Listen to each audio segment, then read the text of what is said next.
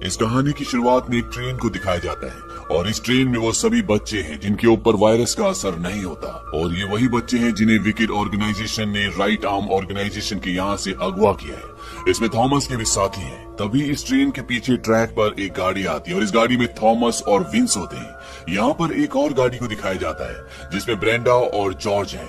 Thomas और wins train के ऊपर चढ़ जाते हैं और ये ट्रेन के उस हिस्से को ट्रेन के इंजन से अलग कर देते हैं जिसके अंदर बच्चे हैं। लेकिन जिस कंटेनर के अंदर बच्चे हैं उसे खोलना इतना आसान नहीं है और यहाँ पर अब गार्ड भी इनकी तरफ आ रहे होते हैं। दूसरी तरफ ये दिखाया जाता है कि ब्रेंडा और जॉर्ज इनके हवाई जहाज को अपने कब्जे में ले लेते हैं और ये ट्रेन के इस पूरे कंटेनर को जिसके अंदर बच्चे हैं यहाँ से उड़ाकर ले जाते हैं और इस तरह से ये सभी बच्चों को बचा लेते हैं। और जब थॉमस अंदर जाता है तो वो देखता है कि इन बच्चों में मिनो नहीं होता जो उसका दोस्त है जिसे वो बचाना चाहता है। दरअसल वो ट्रेन की दूसरी बोगी में था और अभी भी वो विकेट ऑर्गेनाइजेशन के कब्जे में है और थॉमस को ये पता चलता है कि इन सब बच्चों को विकेट यहाँ से एक शहर ले जा रहा था जो इस दुनिया का आखिरी शहर है जिसका नाम है लास्ट सिटी और विकेट का सारा काम वहीं से होता है, यानी कि उनकी पूरी ऑर्गेनाइजेशन वहीं से ऑपरेट होती है। थॉमस वहाँ पर जाना चाहता है, मिनो को बचाना चाहता है लेकिन उसका साथ कोई नहीं देता क्योंकि यहाँ पर बहुत सारे बच्चे हैं और वो इन सब बच्चों की जान खतरे में नहीं डालना चाहते।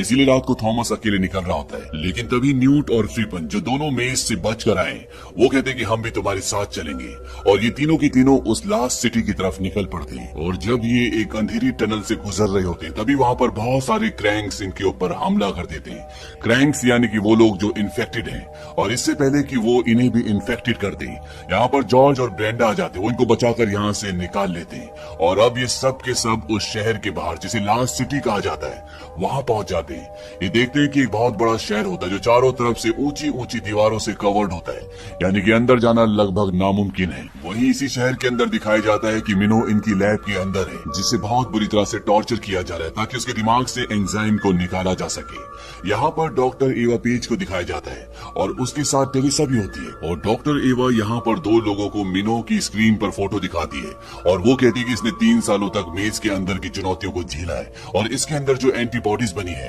वो सबसे अलग है, सबसे स्ट्रॉन्ग है, जिससे हम नया सीरम बनाने की कोशिश कर रहे हैं और अगर आप लोगों का साथ रहा तो हम बहुत जल्दी कामयाब हो जाएंगे। और यहाँ पर हमें ये समझ में आता है कि इन सब बच्चों को मेज के अंदर भूल भुलैया के अंदर इसीलिए डाला था ताकि टफ सिचुएशन में इनकी बॉडी का जो इम्यून पावर है यानी शरीर के अंदर का वो एंजाइम जो वायरस से लड़ता है वो और भी स्ट्रॉन्ग हो जाए। मिनो 3 साल तक मेज के अंदर एक रनर था, उसने बहुत कठिनाइयों का सामना किया है, इसीलिए उसके शरीर की जो एंटीबॉडीज होती है जो रोग से इस वायरस से लड़ती है वो और भी स्ट्रॉन्ग हो गई होती है। वहीं दूसरी तरफ दिखाया जाता है कि थॉमस अपने साथियों के साथ उन ऊंची ऊंची दीवारों के पास पहुंच जाता है और वो देखता है कि यहाँ पर बहुत सारे लोग होते जो इन्फेक्टेड नहीं होते और वो यहाँ पर प्रोटेस्ट कर रहे होते कि उन्हें भी दीवारों के अंदर आने दिया जाए, लेकिन इन दीवारों के अंदर आने की किसी को परमिशन नहीं होती। यहाँ पर थॉमस और जितने भी बच्चे जो मेज के अंदर थे उनकी गर्दन पर एक तरह की चिप होती है और उस चिप के जरिए जेनसन को पता चल जाता है कि थॉमस और उसके साथी बाहर है। वो उन पर हमला करवाता है लेकिन तब तक यहाँ पर एक गाड़ी आती है और थॉमस को और उसके साथियों को अपने साथ यहाँ से एक दूसरी जगह पर ले जाती है। इन्हें कुछ समझ नहीं आता कि ये लोग कौन है, इन्होंने इन्हें क्यों बचाया और तभी इनमें से एक लड़का अपना नकाब उतारता है और ये गैली होता है। गैली वही होता है जो इनके साथ मेज के अंदर था जिसने फर्स्ट पार्ट में थॉमस के ऊपर गोली चलाई थी लेकिन वो गोली चक को लग गई थी जिसकी वजह से उस बच्चे की मौत हो गई थी और अब थॉमस गैली के ऊपर हमला कर देता है लेकिन न्यूट उसे कहता है कि उसने वो अपने आप ही में नहीं किया था, उसे डंक लगा था। हालांकि ये सब ये समझ रहे थे कि गैली मर चुका है लेकिन वो मरा नहीं था। गैली इनसे पूछता है कि तुम यहाँ पर क्या कर रहे हो, ये उसे बताते हैं कि अंदर मिनो है और ये उसे बचाने के लिए आए। ये सुनने के बाद गैली इन सबको एक आदमी के पास ले जाता है। इस आदमी का नाम लॉरेंस है और दीवार के बाहर जितने भी लोग बचे हुए जो इन्फेक्टेड नहीं है ये उन सब का लीडर है और वो गैली को कहता है कि तुम थॉमस और न्यूट को अंदर लेकर जा सकते हो, इनके दोनों साथी यहीं पर रहेंगे। और वो इन्हें परमिशन इसलिए देता है क्योंकि वो जानता है कि अगर ये अंदर गए और इन्हें क्योर मिल गया तो इससे उनकी भी मदद होगी। और अब गैली, थॉमस और न्यूट तीनों की तीनों अंदर पहुंच जाते हैं। ये पूरा का पूरा एक हाईटेक शहर होता है और ये दूरबीन से उस बिल्डिंग की तरफ देखते हैं जो कि विकेट ऑर्गेनाइजेशन का हेड ऑफिस है जहाँ पर सब बच्चों के ऊपर एक्सपेरिमेंट किए जाते हैं।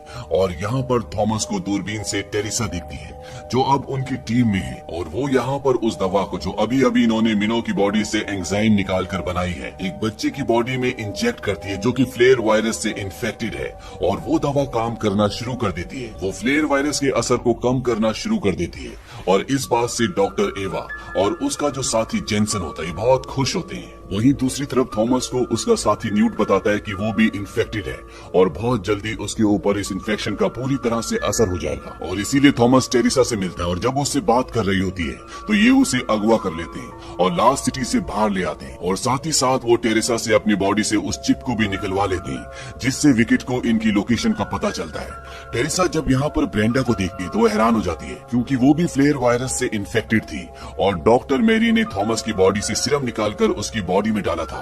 टेरिसा थॉमस से पूछती है कि इसकी बॉडी में आखिरी बार सीरम कब डाला था। वो कहता है इसकी बॉडी में सिर्फ एक ही बार सीरम डाला गया है, और वो भी कई महीनों पहले। टेरिसा कहती है कि ऐसा नहीं हो सकता क्योंकि जो सीरम इन्होंने विकेट कंपनी ने लैब में बनाया था जिससे ये बच्चे की बॉडी में इंजेक्ट कर रहे थे वो पूरी तरह से फेल हो चुका होता है, और डॉक्टर एवा पेज भी अब कहीं न कहीं हार मान चुकी होती है। टेरिसा थॉमस को ये बात बताने की कोशिश करती है, लेकिन थॉमस उसकी बातों पर विश्वास नहीं करता क्योंकि उसने उन्हें धोखा दिया था, और अब थॉमस को मिनो को और साथ ही साथ उन 28 बच्चों को छुड़ाना है जो अभी भी विकेट के कब्जे में है। इसीलिए वो टेरिसा को अपने साथ ले जाते हैं क्योंकि टेरिसा के फिंगरप्रिंट्स के बिना दरवाजे नहीं खुलेंगे, ये अंदर नहीं जा पाएंगे, और ये सब के सब विकेट बिल्डिंग के अंदर पहुंच जाते हैं। ये 28 के 28 बच्चों को वहां से छुड़वा लेते हैं, लेकिन अभी भी इन्हें मिनो नहीं मिलता क्योंकि उसके ऊपर मेडिकल टेस्ट चल रहे होते हैं, और टेरिसा जानती है कि वो कहाँ पर है। और जब टेरिसा गैली और थॉमस को उस जगह ले जा रही होती है तो लिफ्ट में जेनसन भी आ जाता है। थॉमस और गैली ने नकाब पहने हुए, उन्हें पहचान नहीं पाता, लेकिन उसे शक हो जाता है, और अब थॉमस मिनो को और उस सीरम को जो विकेट ने बनाया है यहाँ से लेकर निकल जाना चाहता है ताकि वो उस सीरम से न्यूट के इन्फेक्शन को खत्म कर सके। हालांकि टेरिसा उसे बता सकती है कि वो सीरम इन्फेक्शन खत्म नहीं करेगा, बस उसके असर को कुछ वक्त के लिए कम कर देगा। वो उसे बताने की कोशिश करती है कि जिस तरह से ब्रेंडा का इलाज हुआ, जिस तरह से तुम्हारी बॉडी से निकाले हुए एंजाइम से वो पूरी तरह से ठीक हो गई, इसके लिए हमें तुम्हारी जरूरत है।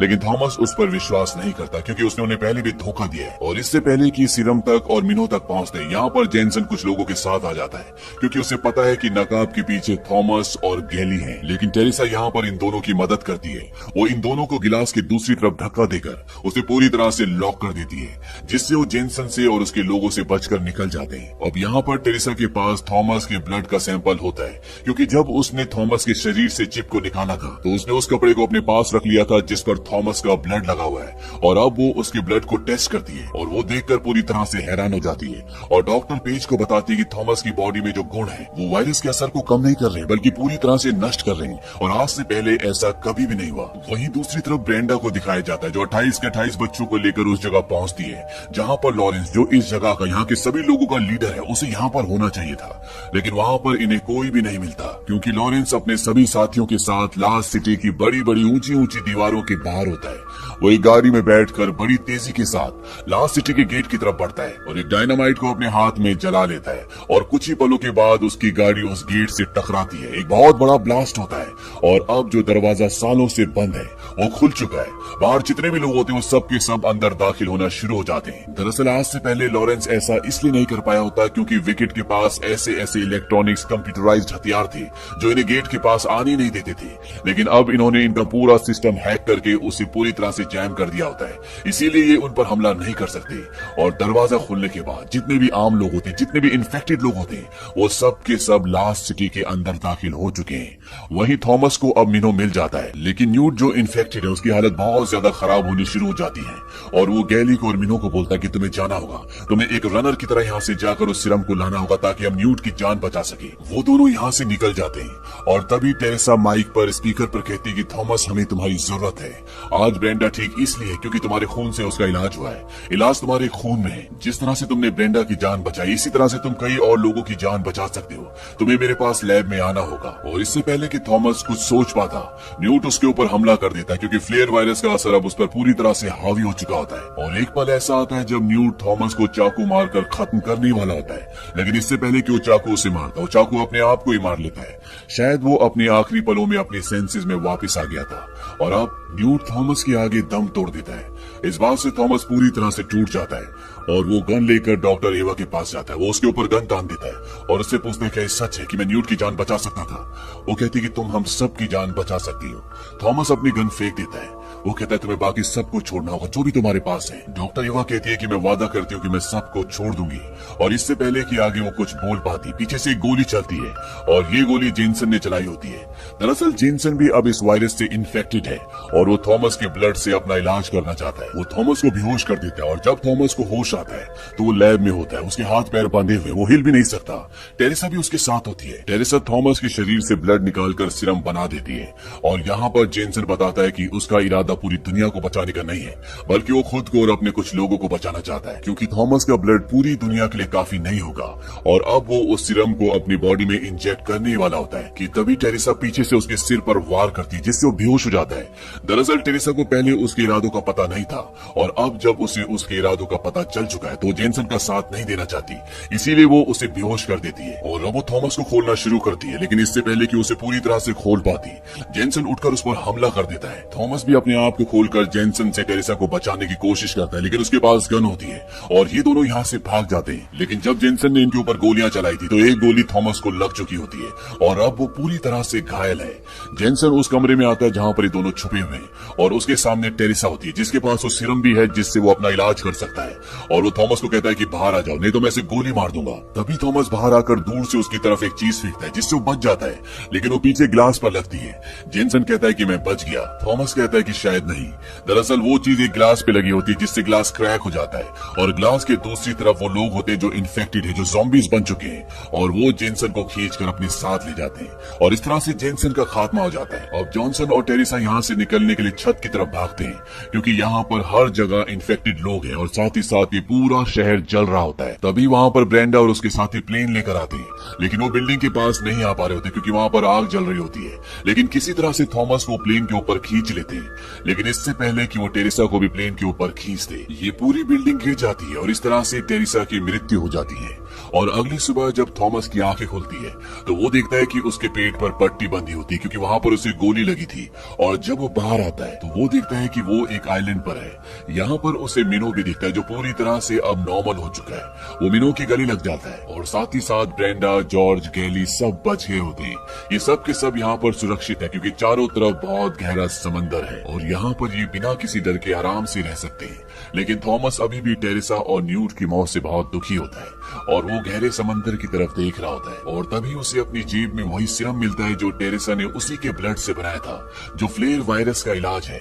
और उसकी आंखों में एक उम्मीद जाग उठती है कि वो अब भी पूरी इंसानियत को बचा सकता है, जो इन्फेक्टेड लोग हैं उन्हें ठीक कर सकता है। और इसी के साथ ये कहानी खत्म हो जाती है।